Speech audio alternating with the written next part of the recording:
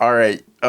We did our research about Howard the Duck. This movie was released on August 1st in 1986. Some movies that were released in August of 1986 were Texas Chainsaw Massacre Part Dos. Friday the 13th Part 6. See, Fast and Furious guys, you're not the first to take it so many sequels. The Boy Who Could Fly. Didn't he die? Did you see that movie? I did. I don't remember the ending. I think he died. A very strange film. The Boy Who Could Die. I had such a crush on that girl. Armed and Dangerous. Hey, The Fly. You know I respect that motherfucker. David Cronenberg. Yeah. Well, no, I wasn't talking about him. You want to see a dead body? You guys want to go see a dead body? Rick, the fuck out of here. Stand By Me. We also got One Crazy Summer. Robin Williams live at the Met. She's Gotta Have It. And of course, Autobots roll out. Transformers the movie. This was the original animated movie, not the Shia LaBeouf. well, that voice is from the animated part. Okay. Oh, you weren't coming at me, you were coming at them. Yeah. Yeah, I was just coming. Honey Boy. Howard the Duck is written by married filmmaking team Willard Hike and Gloria Katz. Rest in peace to Gloria. She just passed away in November of 2018. Along with Howard the Duck, they also wrote American Graffiti and Indiana Jones and the Temple of Doom, as well as nearly 10 other films spanning from 1973 to 1994. Now, this was directed by William Hike. William Hike directed his first film in 1973, Messiah of Evil. He went on to direct French Postcards in 1979, Best Defense in 1984, and unfortunately would make the end of his directing career with Howard in 1986.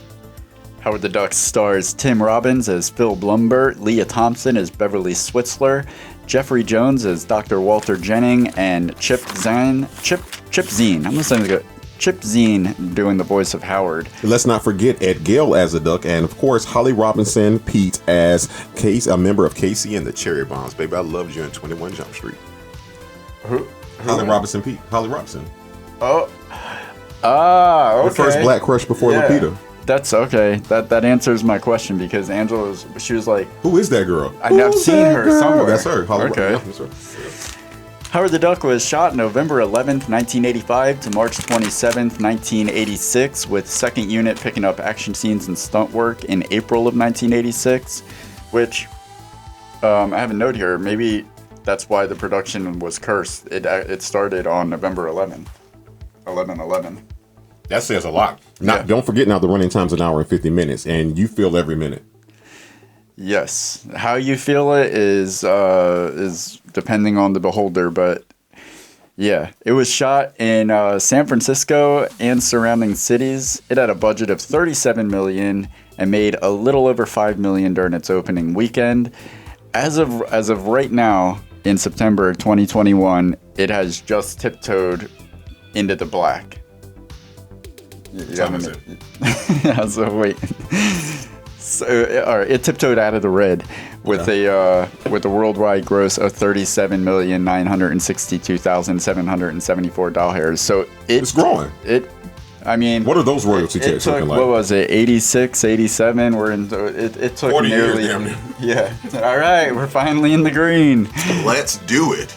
Let's not forget before we move on here. Another thing about that film that people don't talk about here is that again, a lot of people do say this is a Marvel film. While this is the second film to actually use a Marvel character. The first one being Captain America in the 1940s. This is also a George Lucas / Universal film. George Lucas would not like you to remember that, but go ahead, sir. Let's. That's all that I got about the movie. It is time for connections. Connections. Oh Lord, cock. All right, guys, you know what time it is. I saw how surprised you were. You saw my page. You're like, this is for Howard the Duck. You're like, he's had the right notebook? Yeah. No, I'm going to take you on a ride. Don't worry. Connections, right? Yeah. Okay. And strap in. Jesus Christ. All right, here we go, guys. All right, Mr. Roy here, King of Connections here, going forward here. Durden just took Vicodin. All right, with that being said, guys, the first thing I want to, all right, if you've never seen our show, King of Connections, used to be Lord of Connections, I used to be the Plug Connections. What we do is sometimes they're far out theories, and then, of course, sometimes there are things that you would never think of. But I've been watching the film since, pretty sure I've been in someone's womb, and I've always, I guess the more films you watch, you can connect more things. So, guys, let's jump right in. Someone's womb? Womb, yeah. Oh, I'm pretty someone, sure not specifically Thelma's? I was in the womb. I'm real. With that being said, all right, let's start out with. Room for improvement. I love that. All right. Tilda Swinton. I don't. All right, so let's get it started, guys. All right, one of the connections I really loved is that Leah Thompson has an animal fetish. And what do I mean by that? How the fuck did I connect Back to the Future with motherfucking Howard the Duck? Well, she already loves the fuck duck, and she always loves Marty McFly. Ow! Well, I see where you're going with that, No, you but don't. I'd like to take that. No, I see fly, duck. She's but I'm caught up on Back to the Future that she's trying to fuck her son. Now, she doesn't know, but as a mom, you should have that instinct. Like, there's something. I thought we were saving that for when we redid the Back to the Future film, because I was going to play on Well, that. That's the scene I you want. brought it up, and that only makes it more troubling. No, what she she's brought Marty into up. and- Yeah. Oh, Ducky, I'm just playing with you. By the way, those were the sexiest pink panties I've ever seen from the 80s in my life. I was just like, Howard, you really are the worst. I can tell they're like Walmart brand. All right, we're getting off track here. All right, okay. We'll get back to the panties. Believe me. Oh, thank you. Pink panties. Double P. All right. Don't get me started on Howard the Duck playing that fucking guitar like he's Michael J. Fox in fucking Back to the Future. Yeah. Your kids are gonna love this. Yeah, it's like they took everything. Like, all right, what's everybody loving these days? What's like popular in all the '80s movies? Okay, just grab bags, throw a little bit of that in there, throw a little bit of that in there, and then I feel like a lot of people are really just wanting more duck boobs in their movies. Let's make sure we get a lot Leah of duck Thompson's boobs. hair wasn't straight out of Grease or Hairspray or some shit like that. It's fucking crazy. Also here, what I really loved was I was able to connect Doctor Strange and of course Howard the Duck, and I think you may find this familiar in the beginning of the film with Howard the Duck when he's taken to that next dimension. I'm like, why does this shit seem familiar? Oh yeah, it seems like when Tilda Swinton pushed Doctor Strange into his astral form and he went through that little dimension too. I'm like, this ride looks like almost the same trippy ride he fucking went on. I'm sorry, I stopped listening to Tilda Swinton. Okay, I'll forget I said Tilda. Remember when Doctor Strange went into that really trippy form? You know how we got this thing right here with all his hands moving out and everything? Howard the Duck goes on a similar journey when That's he's right, from the beginning. yeah. I'm like, oh Yeah, shit, yeah. look, he's fucking Marvel, man. Somebody just couldn't let it go. That was a very similar sequence Yeah. as far as at least the transportation into Right. the. Right. I got this, bro. This is what I do, man. Yeah. Now it's time for all my nerd and blurred fans out there to really fucking love me. Guys, if you don't know anything about movies, and when you're a kid and let's say you play a sport, you play it because you love it, but then when you become a professional, you realize there's a business side to it. Same with acting. As I always want to be an actor, I hate SAG and any type of business part of acting. I just really want to do it for the passion of it. So with that being said, this is for all my business students out there and actors who love acting. In the movie, Howard the Duck says when the kids come and running to him, he was actually trying to be a monster. He was just like, and they run away. He was like, mutants. Well, if you know anything about the word mutants, Marvel couldn't use that word for quite some time. When the MCU was being born, when Marvel were buying back all their characters, and Disney, or should I say Fox, still owned the mutants, they couldn't say the word mutants. So in a lot of the Avengers movies, they use the word enhance. When we first meet Scarlet Witch, and we first meet Petro, who plays Quicksilver, Captain America says we have some enhanced in the fields. You know why? Because they would have gotten sued if they said mutants because Fox still owned mutants. Thanks, Bryan Singer, for that crap you gave us. But with that being said, after that, it goes to mutants forever. You know why? Because if you understand this, now Marvel has gotten Fox, or should I say Disney got, however, they can now say mutants. So thanks to that, we will now get the second best Wolverine ever made outside of Hugh Jackman, and now they can say mutants, so mutants forever. And I'm not even done, brother. Howard the Duck was brought back in. He literally was brought from not being a Marvel film, but being in a Marvel film in Guardians of the Galaxy 1 and 2, and then the most beautiful thing ever happened. Remember I brought up earlier that he kind of went through that same trippy void that Doctor Strange went in? But wouldn't you know it, that when he came back to Earth, here's my connection. He came back through a trippy void that, ironically, Doctor Strange made. So he's the most experienced not time travel, world traveler. Literally, he went to Cleveland of all fucking places, and then leaves Cleveland, comes back to his home, only for Doctor Strange years later to come back. We need you in a battle. Wait, he never went back to his home. No, I'm sorry, he never went back to his home. But when he left his home, went to Cleveland, then left Cleveland and came straight to wherever the fuck they went to that battle at. So it's like, god damn it, he's traveling through worlds. But the beautiful part about it was Doctor Strange who showed up to get him. And I just told you that in Doctor Strange, he went on that same weird fucking trip. It's fucking crazy. It's serendipitous. Yeah, it's almost like they planned it. Yeah, go figure. Now, this is what I was going to say is that Jeffrey Jones. Okay. No, Where are you going with that? No. I already. Oh no.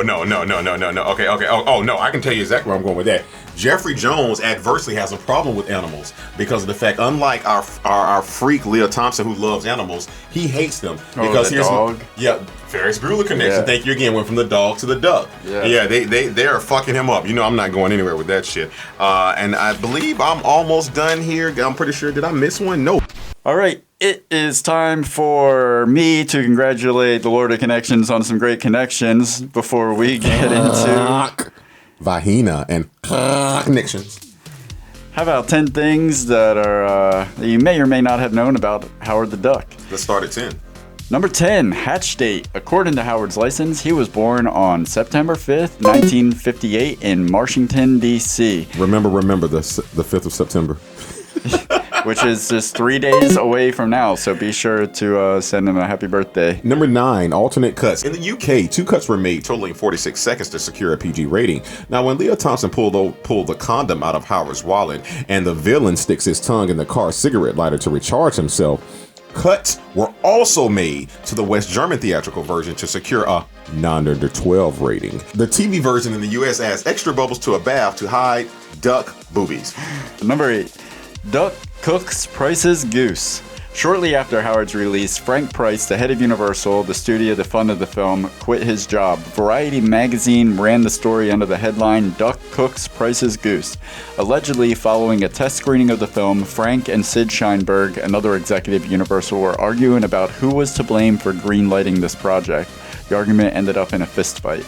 Number 7, alternate title. Due to Howard the Duck's disastrous box office performance domestically, the title was changed to Howard, a New Breed of Hero. For release outside the U.S. Out of all my deep dive, I didn't see that shit. He said outside the U.S. That's why I didn't see it. Yeah. I'm pretty sure it didn't help. Number 6, Leah's look. Leah Thompson designed her character's look after Cyndi Lauper and Madonna. Her 1980s hairstyle required 2 hours in hair and makeup each day. I wish the script would have took that. Number 5, Duck Hunter. Arnie Carvalho, a podcaster and author, owns the world's largest private Howard the Duck collection, boasting memorabilia, cast and crew items, authentic movie props, including the animatronic head used in the movie. That's a moving head if you saw one. Number 4, twisted wardrobe choice. The fatigue pants that Howard sports are covered with a camouflage pattern typically used for duck hunting. Number 3, ain't no fun if the homies can't have pun. Listen, guys, when it comes to Easter eggs and puns, there are plenty of Easter eggs in Howard the Duck, many of which serves as callbacks to other Lucas projects. The cook in the sushi restaurant is wearing an Indiana Jones and the Temple of Doom t-shirt. Another Lucasfilm production that was also written by Willard, Hayek, and Gloria, and a kid is seen wearing a Star Wars t-shirt. Not Star Trek, guys. Don't kill me from a few episodes ago. There's a homage to Back to the Future that you'll notice in the similar twin fire streaks left by Howard's recliner. And there's plenty of duck puns. There's movie posters for Splash Dance, take on Flash Dance, Breeders of the Lost Stork, or Readers of the Lost Ark. And on that poster, it reads from the creators of Beaks, Jaws, and Fowl Wars, which you know what that one is. There's another poster that reads My Little Chickadee, starring Mae Nest and W.C. Fowl. And of course, we got Play Duck magazine. Very good. Number 2, or Deuce, the music. Much of John Barry's soundtrack for the film went unused due to co-writer and producer Gloria Katz feeling that it was too old-fashioned and lacking in energy. Sylvester Levy was brought in to rescore most of the film, including nearly the entire third act. And official soundtrack was released on record and cassette in 1986 in conjunction with the film. Now, recently in 2019, a 3-CD set of the complete soundtrack, including the Dolby songs, Barry unused score, and Sylvester Levy's contributions. Leah Thompson actually performed all the singing for her character's band. In a Twitter comment, she confirmed that she still has the Les Paul guitar. Cherry bomb. And number 1, Beyond. In 2014, Howard made his second cinematic appearance in the post-credit scene of Guardians of the Galaxy, exactly 28 years and 1 day after his theatrical debut in 1986.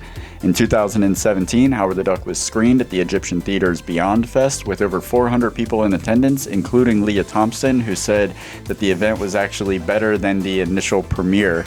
And Howard was also seen in Avengers Endgame, as well as a recent episode of Marvel's What If. So with his birthday coming up in 3 days, with all of this Howard resurgence, I think it's time for #BringBackHoward to begin trending on the Twitterverse.